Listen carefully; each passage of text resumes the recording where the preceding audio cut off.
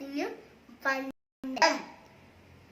കൂട്ടുകാരെ, നിങ്ങൾക്ക് കഥ കേൾക്കാൻ ഇഷ്ടമാണല്ലേ? അഹങ്കാരിയായ പട്ടത്തിന്റെ കഥയാണ് ഞാനിവിടെ പറയാൻ പോകുന്നത്. ഈ കഥ നിങ്ങൾ കേട്ടിട്ടുണ്ടോ? കേട്ടിട്ടില്ലെങ്കിൽ ഇതാ കേട്ടോളൂ. ഒരിടത്ത് ഒരു പട്ടമുണ്ടായിരുന്നു.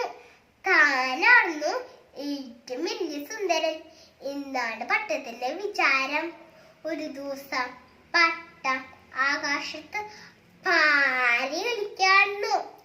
അപ്പൂറാണ് അതുവായി കീർക്കത്തെ കാക്കച്ചി വന്നത്. അവളി കണ്ട പട്ടം ദേഷ്യത്തോടെ പറഞ്ഞു, നിന്നെ കണ്ടിട്ട് എനിക്ക് അർപ്പു തോന്നുന്നു.